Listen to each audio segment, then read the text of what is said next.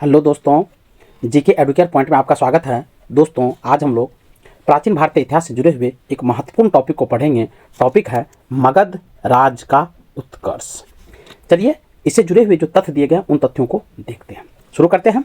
दिया गया है कि मगध राज का उत्कर्ष यानी उसका उत्थान कैसे होता है। मगध के सबसे प्राचीन वंश के संस्थापक बृहदत्त।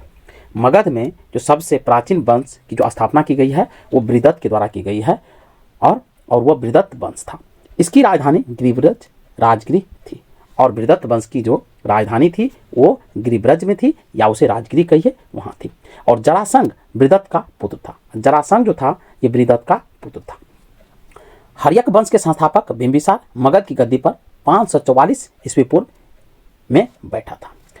बृहदत्त वंश के बाद जो है हर्यक वंश की स्थापना होती है मगध पर और उसके संस्थापक थे बिंबिसार जो 544 ईस्वी पूर्व में मगध के गद्दी पर बैठता है। और ये बात बौद्ध ग्रंथ के अनुसार कही गई है। वह बौद्ध धर्म का अनुयायी था, यानी बिंबिसार जो था वो बौद्ध धर्म को मानते थे, उनके अनुयायी थे। यह प्रथम भारतीय राजा था जिसने प्रशासन व्यवस्था पर बल दिया था। तो भारत का ये प्रथम यानी पहला भारतीय राजा था जिसने प्रशासन में सुधार और प्रशासनिक व्यवस्था पर जोर दिया था, उनको अच्छा करने का प्रयास किया था। याद रखेंगे, बिंबिसार ने ब्रह्मदत्त को हराकर अंग राज को मगध में मिला लिया था।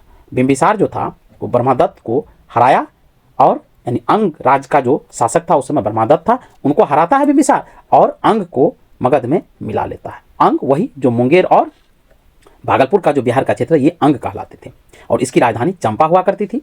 बिंबिसार ने राजगिरी का निर्माण कर उसे अपने राजधानी बनाया। अब बिंबिसार ही राजगिरी का निर्माण करता है और राजगिरी को मगध साम्राज्य का राजधानी बनाता है। बिंबिसार ने मगध पर करीब 52 वर्षों तक शासन किया। ये काफी लंबे समय तक शासन किया है बिंबिसार, 52 वर्षों तक।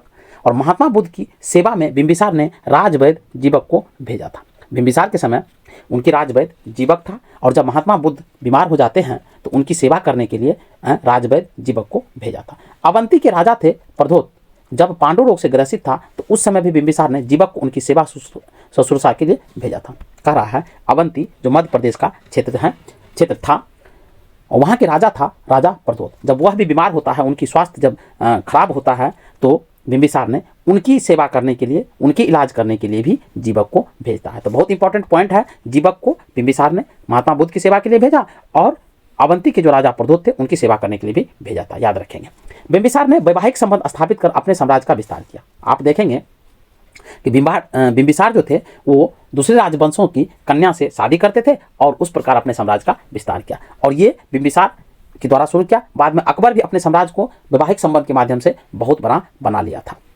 कहा है कि इसके कौशल नरेश प्रसेनजीत की बहन महाकौशला से, वैशाली की चेटक पुत्री चेलना से और मध्य देश की आधुनिक पंजाब की राजकुमारी थी क्षेमा से शादी की थी। बिंबिसार ने वैवाहिक संबंध के माध्यम से साम्राज्य का विस्तार किया। जैसे उसने पहला जो शादी करता है महाकौशला से, और महाकौशला जो थी वो कौशल नरेश के जो राजा थे प्रसेनजीत, कौशल जो नरेश था उनके राजा थे प्रसेनजीत, उसकी बहन थी महाकौशला, उनसे शादी कर लेता है। उसके बाद वैशाली के जो राजा थे चेटक, उसकी पुत्री चेलना से शादी कर लेता है बिंबिसार। उसके बाद मध्य देश जो आधुनिक पंजाब जो है उसी को मध्य देश कहा जाता था और उनकी एक राजकुमारी थी जिसका नाम क्षेमा था, उनसे भी ये शादी कर लेता है।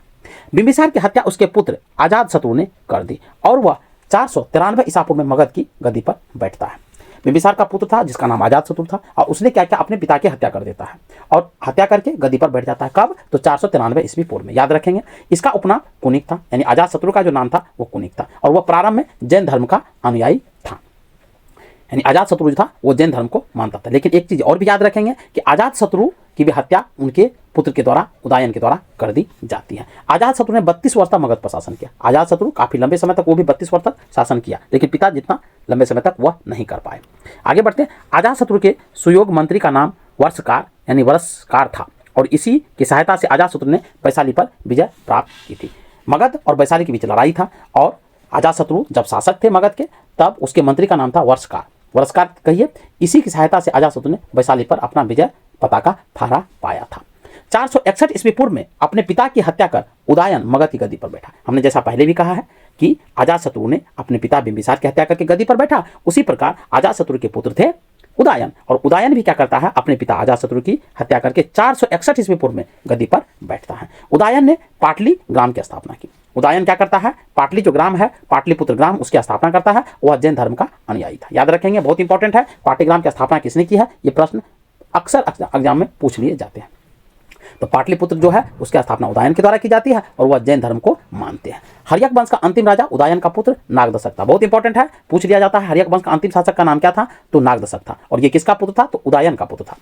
नागदशक को उसके अमात्य शिशुनाग ने 412 ईस्वी पूर्व में अपदस्थ करके मगध पर शिशुनाग वंश की स्थापना कर देता। नागदशक के जो अमात्य कहिए या सेनापति कहिए वो था शिशुनाग, और वो क्या करता है कि नागदशक को उनके पद से हटा देता है और वहां पर वो शिशुनाग वंश की स्थापना कर देता है। शिशुनाग ने अपनी राजधानी पाटलिपुत्रा से हटाकर वैशाली में स्थापित किया था। तो याद रखेंगे पहले मगध की राजधानी राजगिरी थी और बाद में वो हो गया पाटलिपुत्रा। और पाटलिपुत्रा से जब शिशुनाग वंश की स्थापना होती है तो वो राजधानी हो जाता है वैशाली। बहुत इंपॉर्टेंट है, याद रखेंगे। तो शिशुनाग ने ही मगध की जो राजधानी थी वो पाटलिपुत्रा से कहाँ ले जाता है, वैशाली ले जाता है।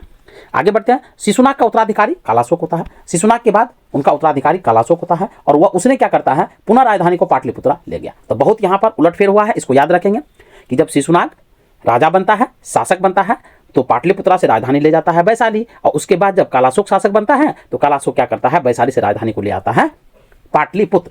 शिशुनाग वंश का अंतिम राजा नंदीवर्धन था, ये याद रखेंगे, इंपॉर्टेंट है। नंद वंश का संस्थापक महापद्म नंद था। बहुत इंपॉर्टेंट है, नंद वंश का जो संस्थापक था ये महापद्म नंद था। नंद वंश का अंतिम शासक धनानंद था और इसी धनानंद को हरा करके चंद्रगुप्त मौर्य ने मगध पर मौर्य वंश की स्थापना कर देता है। यह सिकंदर का समकालीन था, यानी धनानंद जो था यह सिकंदर का समकालीन था, यानी उसी के समय में था। इसने चंद्रगुप्त मौर्य से युद्ध में पराजित किया और इसे चंद्रगुप्त मौर्य ने युद्ध में पराजित करता है और मगध पर एक नए वंश मौर्य वंश की स्थापना कर देता है, धनानंद को हरा करके चंद्रगुप्त मौर्य ने। तो ये प्रश्न भी पूछा जाता है कि चंद्रगुप्त मौर्य ने किस वंश को हराया था, तो नंद वंश को हराया था, याद रखेंगे। चलिए मिलते हैं नेक्स्ट वीडियो में, तब तक के लिए जय हिंद।